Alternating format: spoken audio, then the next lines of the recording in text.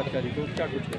देखिए, आज हम लोगों ने 9 सूत्री मांगों के लेकर जिलाधिकारी के माध्यम से महामहिम राज्यपाल को ज्ञापन सौंपने का काम किया, क्योंकि वर्तमान में जो स्थिति है, जो सबसे बड़ी आम जनमानस में जो दिक्कत आ रही है बिजली कटौती को लेकर, क्योंकि अभी बस्ती में कुछ दिन पहले आंधी भी आई थी, तो उसकी वजह से बहुत जगह तार टूट गए हैं। तो ये कहीं ना कहीं आज जो गर्मी इतनी ज़्यादा है कि लोगों को बिजली से बहुत ज़्यादा समस्या से बहुत ज़्यादा दो चार होना पड़ रहा है। उसके बाद जो हमारे नौजवान साथी हैं वो लगातार एग्ज़ाम देते हैं और उनके कहीं ना कहीं पेपर लीक हो जाता है। तो कहीं ना कहीं जो उनकी मेहनत होती है, बहुत मेहनत से बहुत परिश्रम करके कई ऐसे गरीब परिवार के लोग हैं जो कैसी तरीके से व्यवस्था करके अपने बच्चों को पढ़ाते हैं, आज जब उनके पेपर लीक हो जा रहे हैं तो उनको कहीं ना कहीं बहुत तकलीफ होती है और कई जगह उससे घटनाएं भी होती हुई हमने देखी है।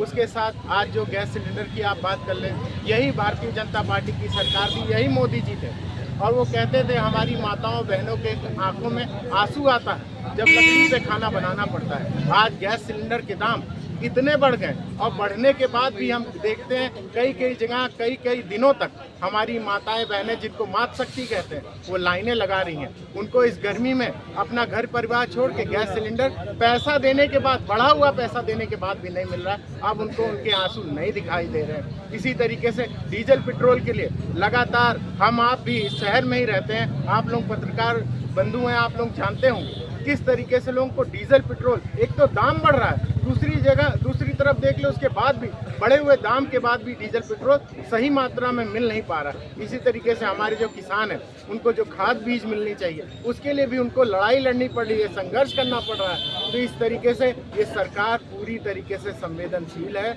ये आम जनमानस की जो भी समस्याएं हैं उससे इतने अहंकार में आ गई है सरकार, इसको लग रहा है मुझे अब किसी की ज़रूरत नहीं है, हम कोई ना कोई जादू स्कीम दिखा के जनता का वोट ले लेने का काम करेंगे, मगर हम लोग ज़मीन पे चलने का काम कर रहे हैं। और जिस तरीके से आक्रोश लोगों में है, अभी आपने देखा हमारे राहुल गांधी जी ने और उसका समर्थन राष्ट्रीय अध्यक्ष जी ने भी किया कि आने वाले 27 के चुनाव में पूर्ण बहुमत की सरकार उत्तर प्रदेश में आदरणीय अखिलेश यादव जी के नेतृत्व में समाजवादी पार्टी की बनेगी और देश से भी भारतीय जनता पार्टी को हटाने का काम यही समाजवादी लोग जहां एक तरफ पेट्रोल डीजल नहीं मिल रहा है, वहीं शिक्षकों की ड्यूटी जनगणना में बहुत दूर दूर लगा दी गई है। ये तो बहुत ही महत्वपूर्ण बात आपने बोल दी। उनकी ड्यूटी कहीं ना कहीं किसी की 50 किलोमीटर 60 किलोमीटर, एक तरफ तो हमारे प्रधानमंत्री जी कहते हैं कि हम लोग पेट्रोल डीजल का इस्तेमाल कम करें, मगर जब उनकी ड्यूटी 50-60 किलोमीटर दूर लगा दी जाएगी तो कहीं ना कहीं जो हमारी प्रधानमंत्री की जो मंशा है उसको भी अधिकारी ये नाकाम करने में लगे हुए हैं कि उनकी पोस्टिंग जब दूर कर दे रहे हैं तो कहीं ना कहीं उनको भी समस्या हो रही है।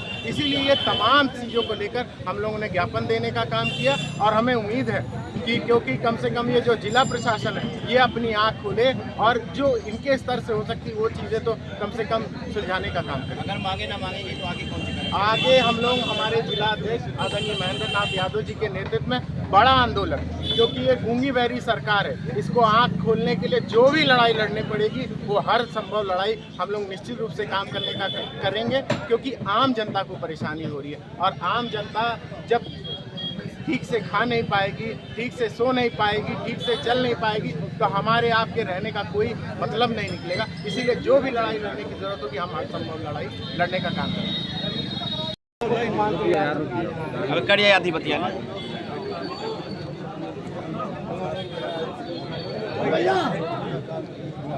हेलो, छात्रों की जो पेपर लीक कराए जा रहे हैं, ये सरकार जब से सत्ता में आई है गिनती नहीं है, कोई पेपर ऐसा नहीं हुआ जो सफल गया हो।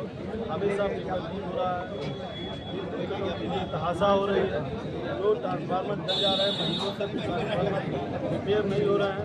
इससे जो बच्चे हैं, बुजुर्ग हैं, बीमार हैं, उनकी हालत बहुत ख़राब है। डीजल पेट्रोल का दाम लगातार आए दिन रोज़ डीजल पेट्रोल का दाम बढ़ाया जा रहा है, जिससे घरेलू उपयोग की सामान और जितनी ट्रांसपोर्ट किराया है वो महंगा होने की वजह से सारी चीज़ें महंगी होगी, आसमान छू लोग बहुत परेशान हैं। ये जनगणना में जो शिक्षकों की ड्यूटी लगाई है उनके मूल स्थान से 50-50 किलोमीटर दूर इनकी ड्यूटी लगा दी गई है। पेट्रोल मिल नहीं रहा है, ये शिक्षक अपने कार्य का निर्वहन कैसे कर सकते हैं? गन्ना किसानों का मूल्य बकाया अभी जो है भुगतान नहीं हो पाया हमारे धोनी मिल का। वाल्टरगंज चीनी मिल के जो कार्मिक कर्मचारी हैं उनका बकाया भुगतान नहीं मिला है। आप देख रहे हैं कि किस तरीके से बड़े पैमाने पर आज तमाम मुद्दों को लेकर के लोग परेशान हैं। काम किया है और अपना ज्ञापन सौंपने का काम किया है। कार्रवाई होती है। ज्ञापन आंदोलन